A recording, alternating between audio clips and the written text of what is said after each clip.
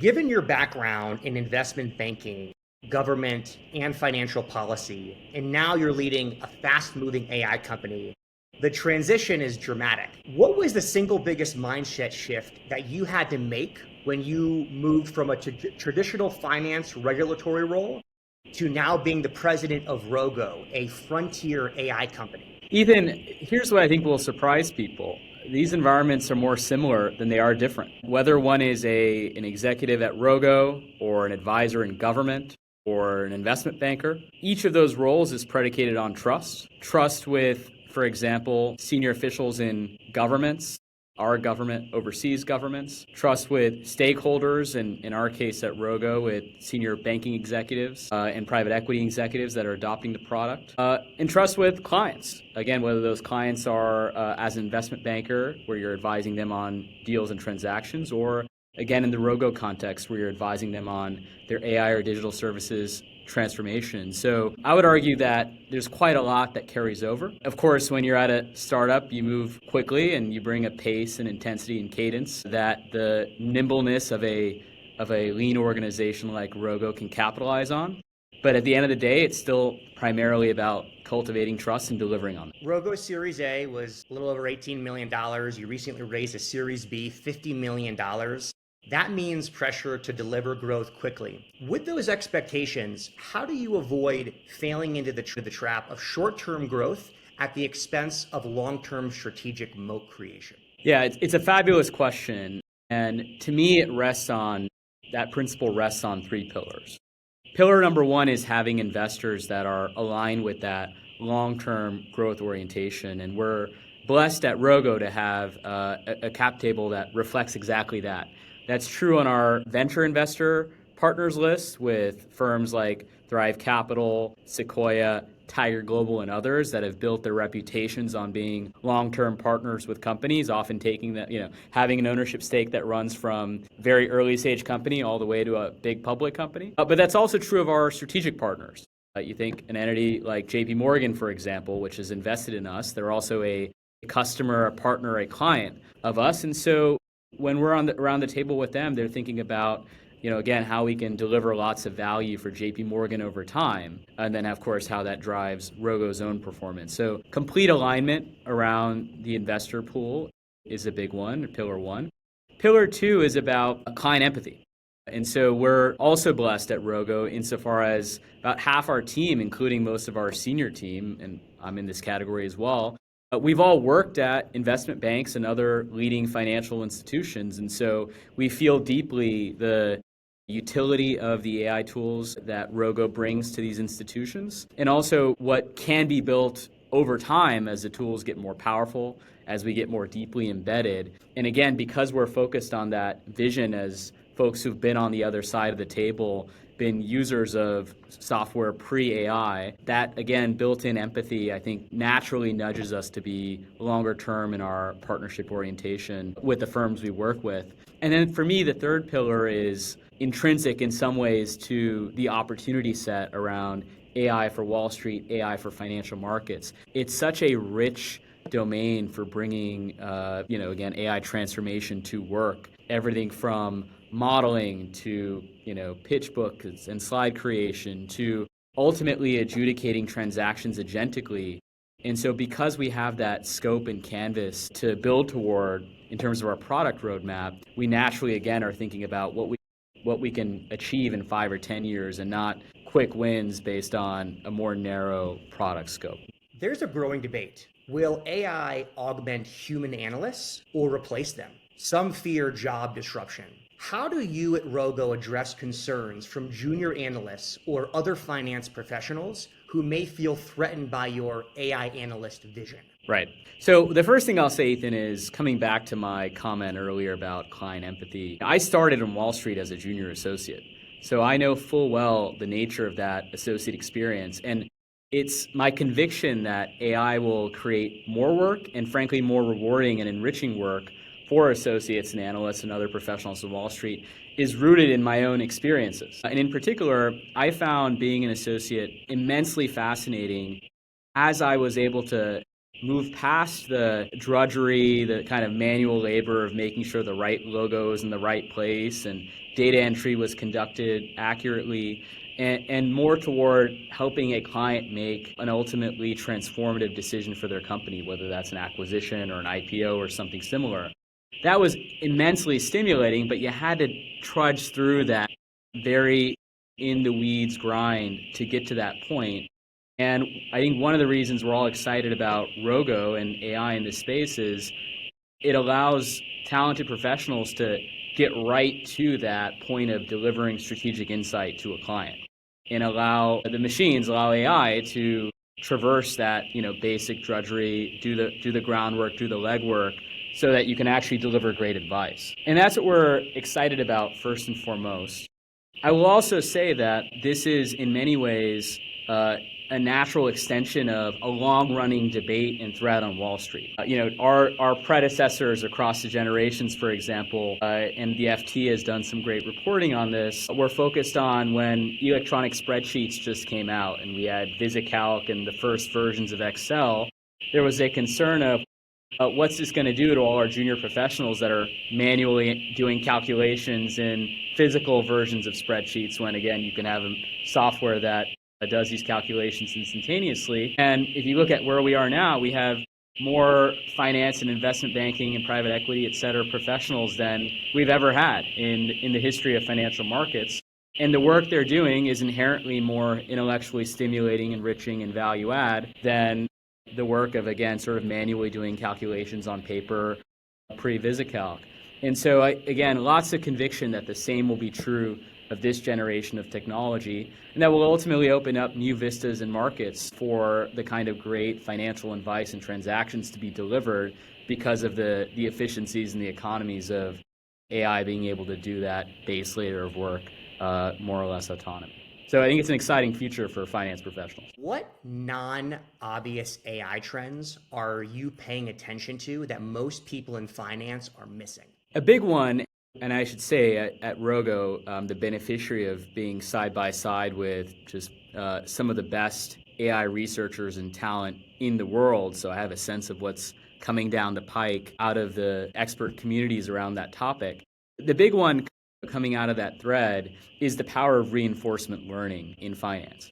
Reinforcement learning is a paradigm for building AI models that involves taking as an input the foundation models that come out of places like OpenAI and Anthropic and Google Gemini and so forth, and in effect training them on what good looks like to elite human professionals in, for example, high finance as it relates to, again, building financial models, delivering great advice around a transaction for a client, having fairness opinion materials, for example, that are incredibly high integrity and that can withstand the scrutiny of the public markets. So for every facet of what makes a phenomenal banker or investor, building a model that knows what good looks like and uses that to train that general intelligence model so that it becomes an elite thinker and doer as it relates to finance outputs. And what reinforcement learning rests on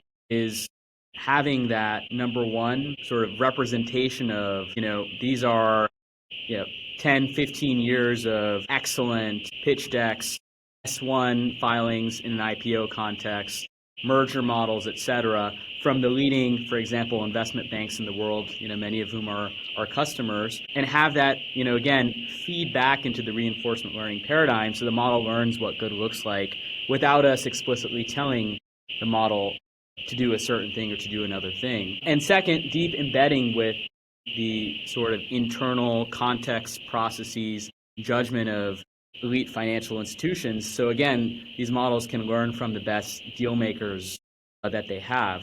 We have the privilege at Rogo, because of our position in this AI for Wall Street ecosystem, to be building toward that vision of, in effect, whether it's a JP Morgan or a Lazard or what have you, they're not just getting the Rogo financial intelligence that, any firm can show up and purchase seats for and so forth, but a version that's using reinforcement learning trained on their best deal makers that's very bespoke to that institution itself. And we think the power of that over the next 12, 18 months is going to be completely transformative above and beyond what the commercial AI that all of us are using is already doing. So that's a trend that I think is on top of mind for the AI community, a little under the radar right now in the world of Wall Street and finance, but it's going to be top of mind for everyone, within 12 to 18 months. What do you think large language models enable that traditional quantitative models never could? It's a great question. So I kind of put it into two categories. So category number one is dealing with large volumes of unstructured data across formats, so multimodal as well. When I was at Lazard, Lazard has still to this day, but had at the time set up an excellent data science team that did that kind of quantitative analytical work on behalf of investment bankers for client situations where they would, for example, pull in for a consumer client data on different retail locations of a retailer and then do analytics around what share of different slices of America or Europe or what have you live within certain radii of those retailers, et cetera. That kind of structured analytics they were great at, they continue to be great at. And that's the kind of thing that traditional machine learning techniques, again, have done, have had great performance at delivering. Where LLMs really thrive is in wider sets of unstructured data across text from filings, for example, or research reports, hard structured data, like tables, for example, within filings or within press releases, transactions data from databases, et cetera. They can traverse across all of these and synthesize insights or summaries or patterns in a way that's coherent and flexible. So to me, that's one big pillar. The other pillar is coming back to our topic about reinforcement learning. If you show an LLM what good looks like in the right reinforcement learning regime, it will naturally create connections and distill learning that is very difficult to instill programmatically in the context of traditional machine learning techniques. And so if we stop and think about what makes a great A banker, for example, there's so many different rules, contingencies, heuristics that one could spend a lifetime writing those down and still not really capture the nuances of judgment. But the power of LLMs and agents is that with the right reinforcement learning, in the same way that you can train AI to beat the world's greatest Go players, for example, you can train them to think like the world's best dealmakers. And that's, again, very specific to this regime and this paradigm. You just raised 50 million Series B, Rogo. It's one of the fastest growing companies in the AI space in the finance sector. What is Rogo's competitive advantage? Yeah, I would put it in three categories, Ethan. Our models in AI, number one, our partnerships, number two, and our product and content, number three. So let me just take each of those in turn. On models in AI, we have some of the world-class experts in AI regimes like reinforcement learning that give us an edge, that give us real differentiation when it comes to standing on the shoulders of the excellent work coming out of the foundation model labs, taking the best at what each foundation model lab has to offer for different workflows. So for example, as OpenAI and Anthropic and Google Gemini and others continue to invest in spreadsheets and slides and chat and research, et cetera, being able to curate the best of each one for different types of work that financial professionals produce. And then layering on top of that our own reinforcement fine-tuning, agent orchestration, and other innovations so that our partners, our customers, are getting the best of what AI has at any given point in time for work of Wall Street professionals. That's piece number one. Piece number two is, as I mentioned, partnership. So when we work with large financial institutions, it's not just sending people a login link to a product and walking away, but having large teams of, we call them, advisory professionals, but they're in effect kind of forward deployed bankers and investors, people who've often worked at these institutions that are our customers, in effect, enable the bankers, investors, et cetera, that use Rogo to get the most out of the platform by working with someone at Rogo who's been in their shoes, speaks their language, understands their use cases, and can help them get over the skill curve as it relates to AI and maximizing its use in their work. And then the third piece is the product and the content. To really transform Wall Street, it's not just about unleashing AI on a piece of work and letting people ask questions, etc. But pairing that the power of those conversational AI tools with domain-specific workflows, whether it's screening or model building or integration with data sets from financial data providers like the London Stock Exchange Group, S&P, so that it all lives natively within the single pane of glass that Wall Street professionals engage with to do their work. And that, you can call it the last mile, but it's almost the last 100 miles for how you go from, again, kind of general AI to something that really solves the problem for Wall Street. And that, for us, those three pillars together is really what Rogo is all about. Rahul, you recently joined Rogo as the president. Rogo is one of the fastest growing AI companies in the finance space. You just raised a $50 million Series B. Tell me about Rogo and the founding story. Yeah, well, and I remember it fondly, Ethan, because one of our founders and our CEO, Gabe Stengel, worked with me as an analyst at Lazard. We were both in the healthcare group. Gabe had a dual role across the healthcare group at Lazard and the data science group at Lazard. And much of his early insights behind Rogo were premised in part on seeing both sides of the house. Seeing, for example, the power of what bringing machine learning into the work of investment bankers could do, how it could, for example, elevate junior bankers in their work beyond the day-to-day manual kind of drudgery and allow them to really step up and be analytical partners and thought partners to clients. But also from the other end, coming at it from a banker, seeing what it would take to close that last 100 miles of machine learning innovation to actually transforming the work of bankers. Early on, I remember vividly Gabe sketching out, almost the proverbial cocktail napkin idea behind Rogo, and talking about, hey, should I leave my incredibly prestigious, rewarding job at Lazard to go chase this dream? And I'm, I guess, fortunate to have given him the advice, I'm sure, along with others, to go pursue it. And of course, Rogo became what it is today. I think Gabe always had this vision, and this was even ChatGPT, of what machine learning could do in banking. And then the release of ChatGPT and contemporary LLMs really turbocharged the business. And that kind of connects to how I joined, which is I was an appointee at the U.S. Treasury. I had followed Gabe's story. Of course, we were friends from our time at Lazard together, and seen all the progress he had been making. When I left the U.S. Treasury, as my appointment came to a close with the transition, started thinking about next steps, and Gabe and I caught up as part of that. And he said, we were catching up in Rogo's offices. He said, Rahul, I think you'd be blown away by what's coming down the pike with AI. And I said, look, Gabe, there's a lot of hype around AI and tools. Make it tangible for me. Let me sort of see some of your early products and what's on the roadmap. And I spent a couple of weeks with what became, we called it Rogo Pro, but it's sort of a full agentic reasoning model-based orchestration layer for Wall Street work.